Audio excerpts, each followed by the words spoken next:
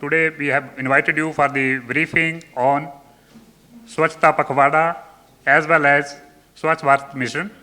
We have secretaries with us from the Ministry of Drinking Water and Sanitation, Shri Parameswaran Iyer ji, Secretary Ministry of Corporate Affairs, Shri Tapan Ray ji, Secretary Ministry of Mines, Shri Balvinder Kumar ji, Secretary Department of Public Enterprises, Shri M. Singh Lekhum ji, my colleague Akshay Raut from the Ministry of Drinking Water.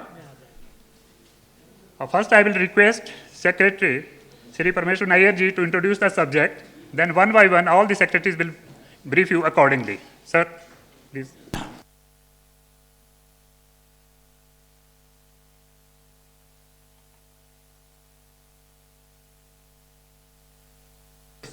Yeah. So I just wanted to welcome you all again to this press briefing on the just concluded Swachh Pakhwada. I wanted to thank my colleagues Balvinder from Mines, Amazing from Public Enterprises, and Tapan from Corporate Affairs. It's very rare to get secretaries together for an event. Today, unfortunately, there's a lot of other activities going on. A lot of new ministers are joining, so we don't have the full complement which might have come. But we thought we'll go ahead with it anyway, and it's also an auspicious occasion, as someone pointed out. There's a Rath Yatra going on. There's a new ministers taking charge, so it's a good time to do it anyway. Let me very briefly, in a couple of minutes, tell you what this is about. You know, at the Prime Minister's initiative, we are all ministries are observing Swachh Pakhwada. So this fortnight goes on throughout the year, and different ministries take it in turns to observe the Swachh Pakhwada in their respective sectors and in their respective organizations. So the just concluded Pakhwada was June 16th to 30th, and we were fortunate to have three ministries doing it simultaneously. We had the Ministry of Mines, the Department of Public Enterprises, and the Ministry of Corporate Affairs. So the way these things are being done is each ministry in its own sectors conducts its own innovative activities under the Swachh Bharat mission banner. And we are going to hear a little bit about each ministry's activities. So again, it's a great privilege to have so many secretaries all together spending time on this. So we are going to start out by requesting Secretary Mines to give you a brief description of what were the main activities of the Pakhwada under Ministry of Mines. Balu. Thank you very much.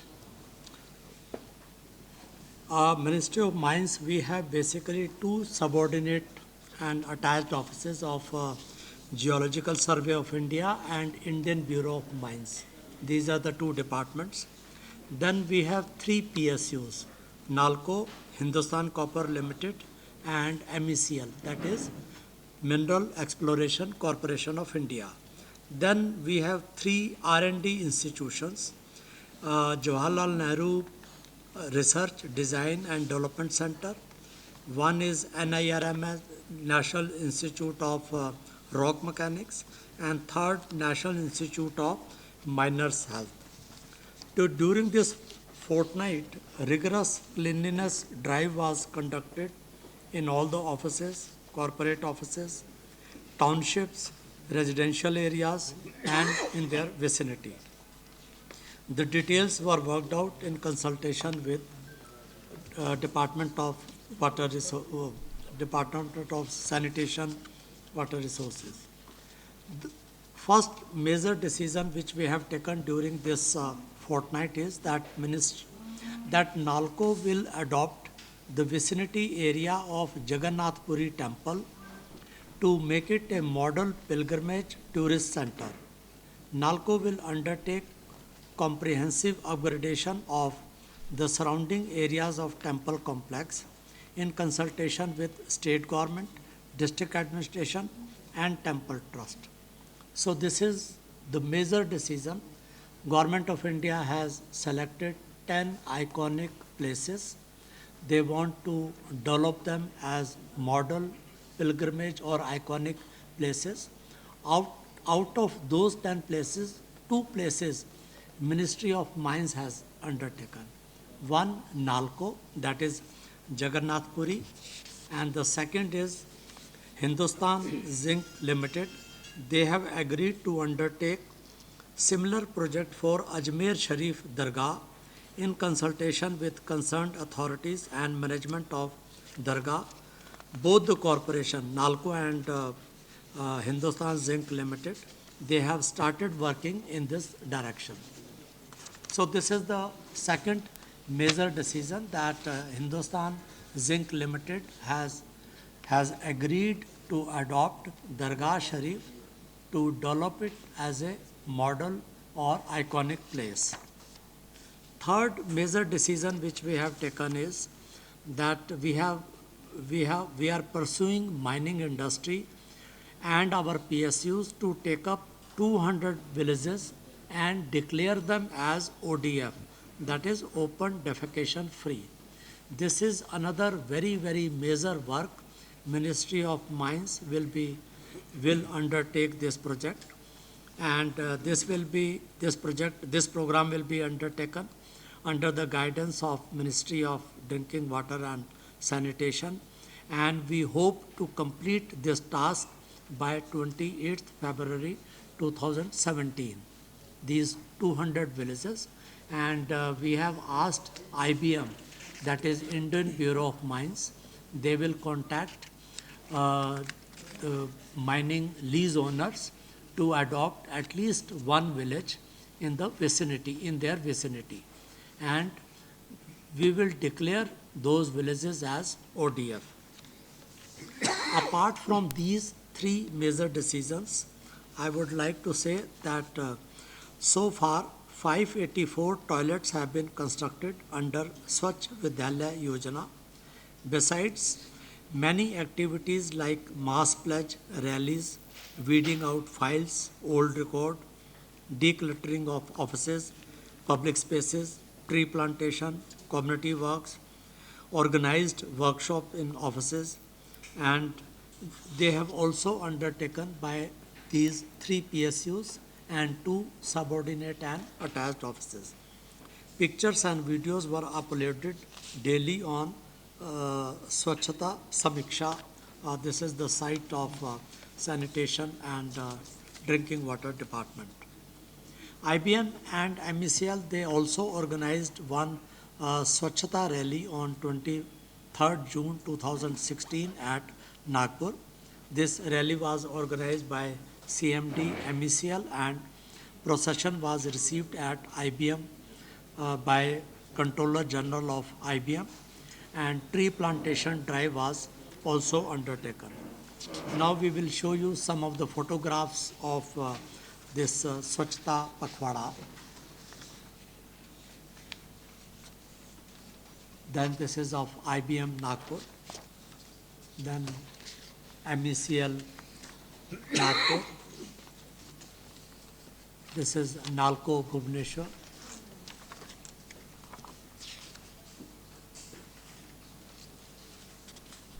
This is also Nalco. This is our mining area, Damanjodi. This is also, we have refinery here, Angul. This is also cleanliness. This is Hindustan Copper Limited, GSI, Kolkata.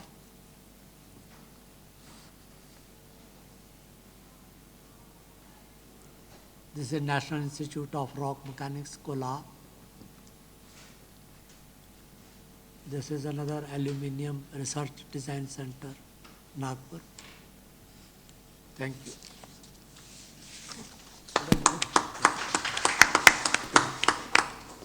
May I now request Secretary, Ministry of Corporate Affairs? Thank you. एक minute, anyone wants to ask any question about Mines Ministry? हाँ. We have been watching the CSR fund was earlier used for many other activities. Now since the government focuses only on Swachh Bharat in a big way, so because you are now doing a lot of things under Swachh Bharat, so are you cutting down the other projects that you have taken on CSR? No. We are not cutting those CSR funds. Basically, maybe some of the funds they will take, but majority of the funds under CSR for this current year, they have already committed. So we will go beyond the prescribed limit of CSR funds. So, sir, from next fiscal, how will the Swachh Bharat cess be utilized in these kind of activities? So far, we have not thought of getting funds under this cess, He's but talking if about the need cess, yeah. arises, yeah. Swachh Bharat cess is different. Swachh Bharat cess is being collected through the finance ministry. So that's a different, there's a Swachh Bharat Kosh, which is different, and there's a Swachh Bharat cess. The cess, as you know, is being collected. And so that is being collected by Ministry of Finance, and some of those funds are being given to our ministry, for example, in water and sanitation as part of budget support. What Mr. Balwinder Kumar there is the Swachh Bharat Kosh, which is a separate course which has been set up to receive funds from corporates in private and public sector. That's a separate thing. What Mr. Balwinder Kumar is talking about is the CSR under your corporation. No, what I asked, sir, in the future, since it's just it will happen for start of this fiscal, the Swachh Bharat cess. So will it be utilizing such activities? Yeah. So the Swachh Bharat cess is being collected by Ministry of Finance, and it is being used to support Swachh Bharat, basically. It's very simple, broadly. Yeah. Friends, I'll request this, let's complete the presentation first, and then you can ask all other detailed questions. Huh? Thank you very much. Thank you. Now, the Ministry of Corporate Affairs is a different type of ministry which does not have anything directly under it. It's a regulatory ministry which decides the policy on corporates, but there is no PSU or any organization directly under it, or a field level thing like you have in mines or in other public sector units. So we were in that sense a little different from other ministries.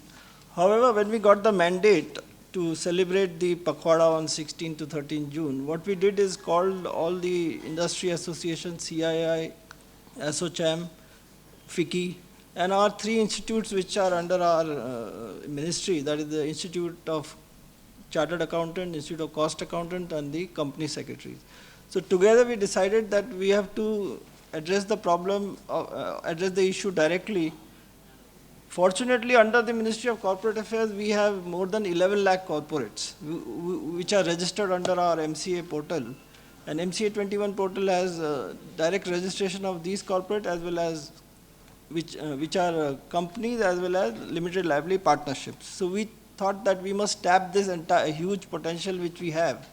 So obviously there is also some overlap in the sense the ones mentioned by Secretary Mines are also part of, they are also companies part of this. Similarly, DPE would have companies which are also part of this. But nevertheless, we thought on a broader scale we should address the issue. And as per the plan which we did for the Pakhwada, we thought that we should begin by sensitizing the corporates of the government policy on Swachh Bharat by taking the mass pledges, and then also take up activities within and nearby their area. So first we facilitated the participation of corporate, professional institute, the students, then partner institute as I mentioned, then we had this reaching out of 11.18 lakh corporates through direct emailing and also through the website. So we could reach out to all of them. And if you can imagine, if you have 11 lakh corporates and if they get into the Swachh Bharat mode, there will be a huge positive externality so that a lot of people come into the Swachh Bharat mold because of that. So more than 15 lakh professionals which are basically chartered accountant, cost accountant. I think some telephones are ringing here and there. May I request all of you, please put this phone on the silent mode. Thank you very much, sir. So our aim was basically, because since we could not go into the micro planning of private corporates, we thought it has to be a much more broad-based. So we tackled it in the way of institutions. So 15 lakh professional engagement with 10,000 NGOs connected with this. Then online pledges 20 lakh have already been taken. Then we have reached out to 58,000 through the social media. The neighborhood cleanliness drives have been taken. Adoption of schools, colleges by corporate entities, we have figures of that. Then education and safe disposal of e-waste, which we thought is relevant for the corporate sector. Then one unique thing which we did is that for every day of the Pakhwada, we had designed a thematic thing. For example, if you see the cover of this booklet which we have made, it carries all the 15 thematic, basically, which addresses the issue of cleanliness and swachhta. So each day was taken up by the corporate so that you could focus on things like using two sides of the paper, using the dustbin cleanliness, then avoiding PET bottles, then it's also to do with the environment, then regarding shopping bags and toilet cleaning and waste disposal, basically which are known, but it's not so much propagated properly. So corporates, they do follow all this, and they were expected that they would do what is in their hinter area so that it improves the environment in that area. So as you see in that table, we had these number of pledges taken and man hours dedicated. Of course, we could have done more, but these figures are a continuous figure. Every minute, these figures are increasing as and when we receive the reports from the various corporates. So number of participants are also increasing by the minute, and we have made this a continuous affair. It's not a pakhwada, as I mentioned. So we have told the corporate that this is only an initiation. Since we had very little notice, we had to begin immediately, but then you are not supposed to let down your guard. It is an eternal type of vigilance to be taken. You cannot lower your guard at any moment. And so these figures, I am only giving our initial figures. So I'm sure they will rise, and we'll keep on reporting these figures to the department for upgradation. Then many corporates have taken up school slums for adoption, details of which we can give. Then we have also had workshops, seminars, and other educative programs, and thematic activity, as I mentioned. And way forward is that we will continue this drive, which will not be a one-off event. I remember on 2nd October 2014, I think it was launched on a big time by the Prime Minister that day. It was 2nd October.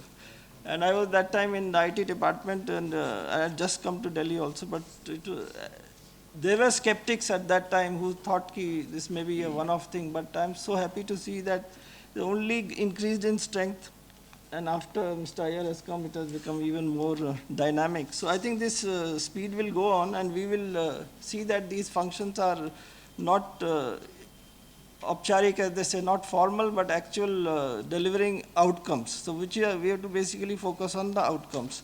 So these figures are indicative, and outcomes is where we are putting all our stress.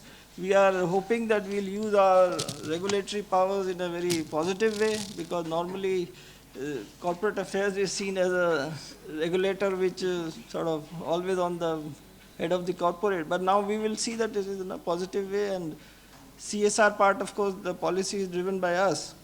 And I might tell you that Swachh Bharat Kosh, 42.64 crores has been given by corporate, but this is only a small fraction of the thing. So it may be even more than this actually. With this, 42.64 has come in the Kosh from for a certain large number of companies. It's not the entire thing, but it is representative of the bigger companies which have contributed to as a part of CSR. We have, this is a list of around, I'll just tell you, 6,000, no, sorry, number of companies, 4,000? 460 companies, yeah. 460 bigger companies which we were targeting. So with these initial remarks, we'll be welcome to answer any questions you have. Thank you, sir. I think we can request now the Secretary, Ministry of Public Enterprises. No, sorry, Public Enterprises already there? No, Public Enterprises, yeah. Corporate Affairs. Good afternoon. The Department of Public Enterprises, as most people would be aware, is a nodal department doing coordinating work for the CPSs. We don't have any CPSs under us, nor do we have any offices with us. We are a sole standalone department. What we do is that we issue some instructions and guidelines to bring about uniform responses to government announcements and policies. What we did for this weekend of Swachh Bharat was to inform and request all the CPSs, numbering about 235 operating ones, to carry out this drive during this weekend, this fortnight. And as per the report that we have received, 60 CPSEs participated in around 150 locations. The activities which have been enumerated in the presentation before my presentation is all similar, but there are some things which we are trying to imbibe upon the people. That the effort of the Swachh Bharat campaign is to have a culture of cleanliness and hygiene, and this effort will be continued by the CPSEs. So for now, that's all that I have to say. We have some activities we'll show you there. So there's going to be an overlap. These are CPSEs belonging to various ministries. So overlap is there. Thank you very much, sir. Thanks, Anand. Now, finally, I'll request Secretary Drinking Water and Sanitation. Sir. Yes, so not much to add because I'd made those remarks in the beginning. You've heard some very interesting presentations, and I think the important thing is that each ministry headed by the secretary is taking personal interest, and that is why you're seeing these events in a very different way than was conceived of. Originally, it was thought it may get routinized, but now each secretary is leading this. We have discussions with the secretaries before the Pakhwada, and they have gone well beyond the conversation we had, ranging from NALCO and Hindustan Zinc adopting some of these iconic places to corporate affairs involving so many of the private sector to all the public enterprises coming on board. I just wanted to mention two events which we had mentioned a fortnight ago, and then we can open it up to questions, is that we have been talking about this for a while. This is about the special cleanup of these iconic places, which are going to be raised to an international standard. There will be a workshop on the 8th and 9th of July, where all these places, these 10 places, will send representatives from state governments, and the workshop will decide, ultimately come up with a roadmap for each one of these places. The second thing I want to mention is that there was mention of Swachh Bharat cess. Swachh Bharat Kosh was also mentioned. So there will be a meeting which the finance secretary and I will jointly chair on the 12th of July, where about 50 public sector undertakings, including some banks, will be invited to have a discussion on how we can promote the Swachh Bharat Kosh and how more contributions can be made. So that's on the 12th of July, and we'll keep you posted on the outcome of these two events. So I'd like to stop there. If you have any questions, I know Secretary Mines has to leave, so if there are any specific questions for Mines, perhaps you can take them first. Thank you very much, sir.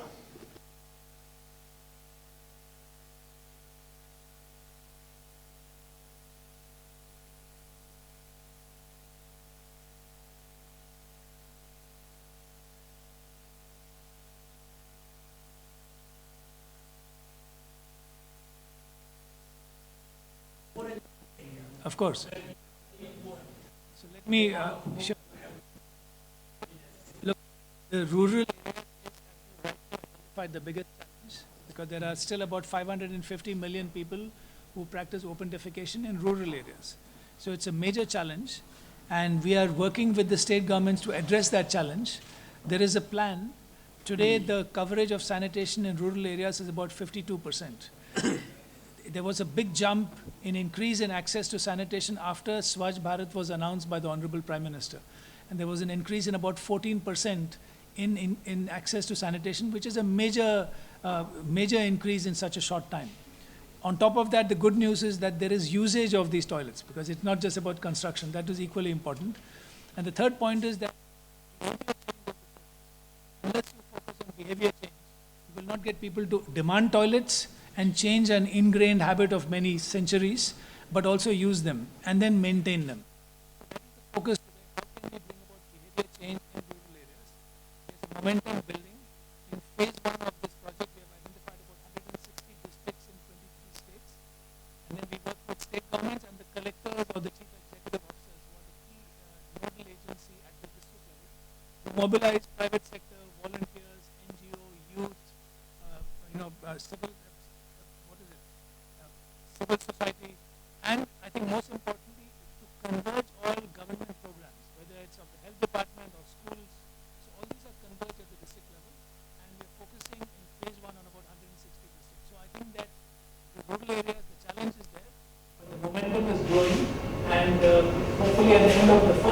should have many more districts becoming open defecation. Sir, I have a question for corporate affairs. Unfortunately, our Office is close to the Chartered Accountant Institute. And you talked about the Chartered Accountant You Institute. should be fortunate, no? Yeah, that's what I'm just saying, sir, that will be the unfortunate part is, I saw them, doing a Swachhta drive last week.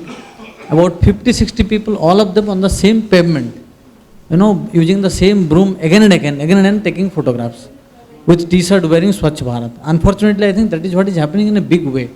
Everyone is putting photograph on Facebook, Twitter and sending it to you, and you all believe that it is happening. But I think if you actually do the ground check, you will find that these are all actually photo ops. So how are you going to check it? Because you are somehow vetting them. What they are saying, they are saying that they have done a lot of things. I think you should go and see what exactly is happening there. Okay, I'll answer that. See, this is the first stage, sensitization. Involving private sector in such a big scale has never been done. I mean, this is the government which is doing it for the first time. Corporate volunteering is starting. So maybe there are some aberrations, but let us not generalize based on that. There may be outlier cases where, but I agree there is we should also document what is being done. But if it's being overdone, we'll talk with the institute, sit with them and tell them that we are outcome-based focused, outcomes are important, you have to give actual outcomes which have been taken place, not simply photo ops. I take your point. Thank you. Please wait for the call. Yeah, please.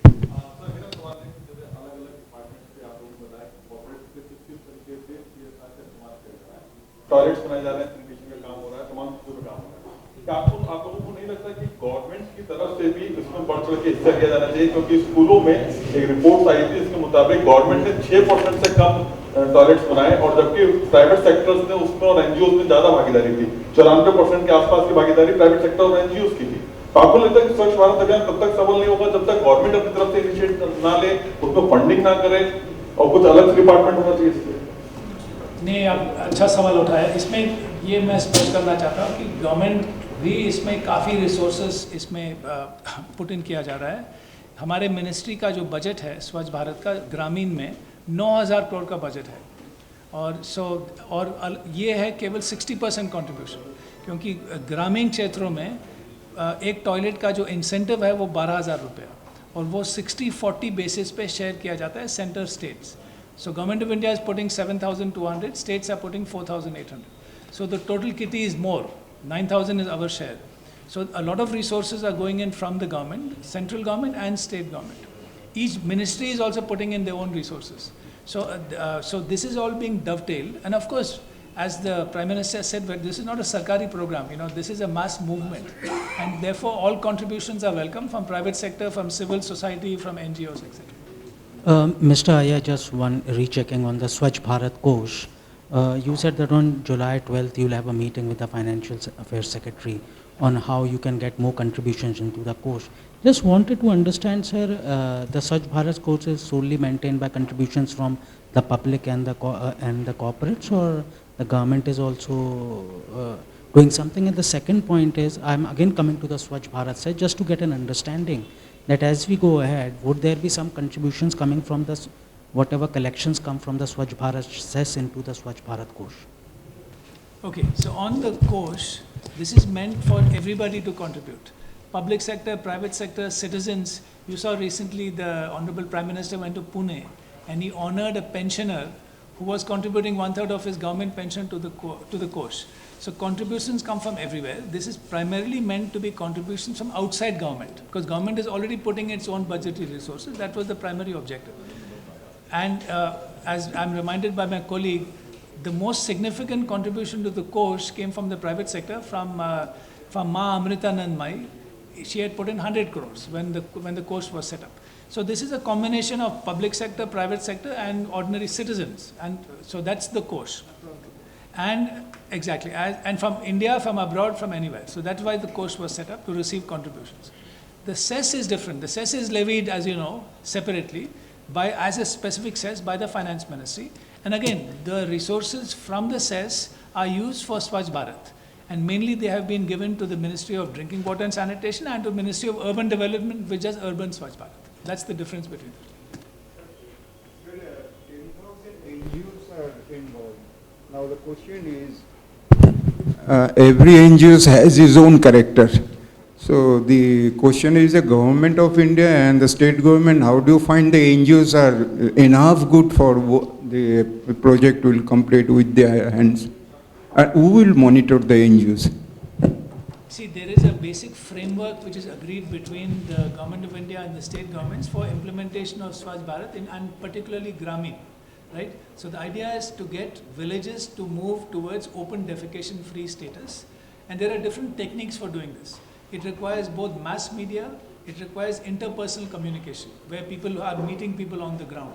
There's a lot of training which is required for this. There's an approach called community-led total sanitation. NGOs have got a major role to play. So NGOs who have got grassroots level workers, they understand what motivates people to change behavior. So NGOs fit in under the overall framework, and each state government is following the overall guidelines issued by Government of India. Under that framework, NGOs are participating together with government functionaries. Now, so there is a general consensus on what is the approach. The approach is broadly, it's about behavior change. How can you get people to change their behavior? What triggers behavior change? There are different pressure points. Is it dignity of women? Is it disgust? Is it health? There are different ways of doing this. So that training is imparted, and then in a particular village context or block context or district context, that is being implemented in partnership with others. Sir, what is the response of state governments in last year about Swachh Bharat Abhiyan? Look, as I mentioned, the momentum has really picked up. Now, there was an increase in sanitation access from about 38% to 52% in about 18 to 20 months, which is very, very significant. So what this tells you is that all state governments have picked up this program. Now, different states are at different levels of sanitation access, right? So that makes a difference. So the starting point is different for different states. Kerala, for example, has already got coverage of over 95%. So it's easier to move from 95 to 100. Sikkim is already fully covered. Sikkim is the first and only state in India which is fully open defecation free, but it has only 4 districts, right? So you have got big states like UP and Bihar, which have got major challenges where the coverage figures range from anywhere from 25 to 40 to 45%. So there are some states which are more difficult than others. So some of them need more intensive efforts, others require less. Gujarat is at about 75%, Himachal, Punjab, Haryana, they're all higher coverage states. So each state has got its own issues. There are different problems in different states. But what we are trying to do is to make sure that we focus on all the states and try to provide whatever support each state needs. How many states not cooperating with Well, the simple answer is none. All states are cooperating. I'm being very frank. You know, I visit in a month. I would visit 2-3 states, and I think I've covered about 12 or 13 or 14 states already. All states are fully supporting this program, and they have different challenges, but the support is there. Please, just somebody is waiting for the question. Just next, we'll.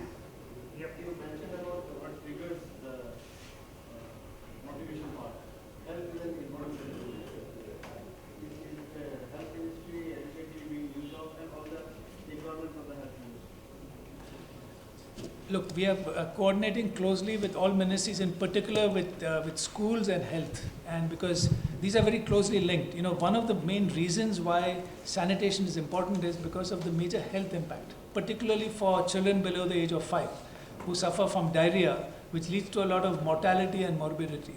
So it's very important to coordinate with health, and as I mentioned, most of it gets converged at the district level.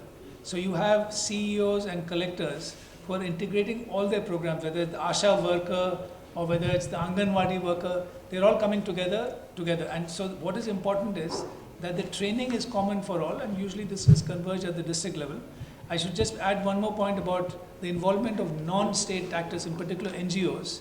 We are starting to develop a framework where NGOs can easily come on to this framework I was telling you about, just to make sure that all of them are on the same page, they're following the same general approach. There will always be differences between states and within states as well. As long as the broad principles are common, that is what works. How do you select the NGOs? How are they selected?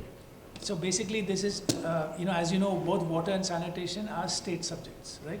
So essentially it's the states have the flexibility and autonomy to select NGOs who will help them in implementing their programs.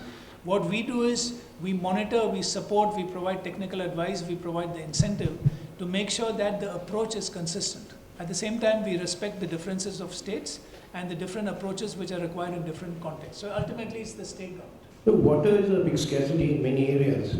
So where there's open defecation concern, need water also. So how is that being looked into? It's a very good point. So couple of responses to that. The first is that it is indeed important that there is water for sanitation.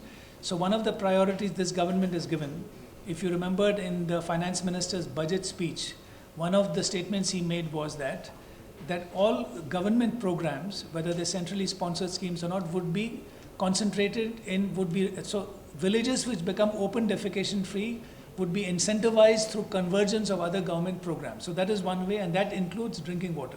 So we have, for example, issued instructions in my ministry that priority should be given for drinking pipe water supply to villages and districts which have become open defecation free. That is one. But number two, I should say that while it is important that you have water for sanitation, there are some sanitation technologies which require less water, which is equally important. So for example, the rural pan, the pan which you use actually has got a steep slope, which requires less water than an urban pan. So there's a manufacturer in Gujarat who supplies these pans. So you need to have the appropriate technology in rural areas so that you consume less water. Number two, there is a technology called eco-sand, which actually requires no water. This is a technology which has been there for a very long time. It takes a little more time to introduce it because basically what it does is it separates the urine from the feces. So the urine can be, after a certain amount of time, can be used as fertilizer, and the feces, which is covered by ash and so on, after a year or so it becomes compost. So actually you don't need any water. Now this is not widely prevalent and it takes time to introduce this. But I just mentioned that to tell you that you can actually do sanitation without water. It's not very easy.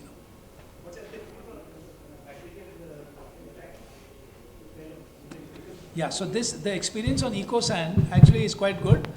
Wherever it has taken place in a limited scale, it is not widely prevalent, but I'm saying it is possible to do this. Are you bringing it, sir? Yeah, so what we are doing is, it is one of the technologies which is being introduced, right? There's a whole array of technologies. It's a choice which ultimately is made at the local level and by the beneficiary. If the user or the household is interested in a particular technology, you can only introduce them to it and then see what is the uptake. But all these technologies are being introduced. So in my ministry, we have a committee headed by Professor Mashelkar, which looks at different technologies for both sanitation and water, examines them from a technical point of view and says whether they are feasible. After that, we introduce them to the state governments who then see whether they are feasible in a particular context. Let's give the opportunity. I think gentleman is waiting. After that, yeah, please. My question is, the role of local bodies, especially the third tier of democratic government, has a very crucial role for the success of this campaign. But it doesn't seem, is there any coordination between various organizations in order to render out this big campaign? So many projects, only show off have been done by taking broom and just giving pictures. So this problem is so complicated and so vast, but the coordination issue has not been addressed so far, what I heard. Okay, so, I mean, you're seeing different aspects of Swachh Bharat. There's a big movement going on in the state governments, in rural areas, which is coordinated by state governments and then right down to the district level by the collector or the CEO. So the best coordination and integration you can get is at the district level because all programs converge there. And so that is actually going on. I'm just coming from a very big workshop in Raipur over the last weekend. We had invited about 160 districts. We got about close to 100 districts represented by collectors and CEOs. And each one of them was sharing the experiences of how they are taking forward the Swachh Bharat campaign, involving everyone at the local level, elected representatives, NGOs, CSOs, government agencies, different departments. So the most effective convergence is at the district level, which is why we use this phrase often. This is all about the PM, CM, DM. I mentioned it once before. This is the Prime Minister's flagship program. Clearly, he's leading it. Chief ministers are providing political support at the state level. And then at the district level, you have convergence of different activities where all of them get involved. And there's a big movement going on. There's a lot of momentum. And we got the collectors and CEOs exchanging experiences with each other in Raipur. And now they are learning from each other and applying some of those lessons. So it was a very useful exercise. Second last question from that corner. Sir ऐसी कई report आती है कि India में कई सारे toilets होते हैं मगर उसका यूज नहीं होता है कई रीजंस के लिए तो इसके लिए आप क्या करें क्या मंत्रालय का प्लान है कितना बजट इसके लिए एलोकेट करें अवेयरनेस लेवल इसी कैसा बढ़ाएं ये आपने अच्छा सवाल उठाया यूसेज एक बहुत ही क्रिटिकल एस्पेक्ट है and with Swachh Bharat the focus as I mention is moving from only construction which was there in previous programs now to usage and behavior change and open defecation free. And let me just present to you that there was recently a national sample survey organization survey carried out and in that they found there was very high usage. So we are encouraged by the fact that increasingly we are getting evidence that toilets are not only being built, they are being used. And the reason for this is that behavior change campaigns are being carried out where people understand the importance of the toilet, which will of course increase the chances of them being used. Last question. In fact, it is already there in the schools. Yeah, but I think that's an excellent point you made. We are now working with Department of Schools and actually my batchmate Subhash Khuntia. We have had a number of discussions, and the idea is to strengthen the existing curriculum. It's already there in different aspects, but how can we bring about an integrated, holistic capsule into schools is very much on the agenda. Yeah, no, and particularly in rural, we are talking of government schools. Because ultimately what we have found, and this came out also in the workshop in Raipur, that children influence their parents. अब school में toilet है वहाँ पे फिर वो घर जाके they say why don't we have a toilet at home. So this, in fact, there were several examples of this coming from the Raipur workshop, and so absolutely. So the whole idea is to use school children as vehicles for change as well. Thank you. There is any program to motivate? No.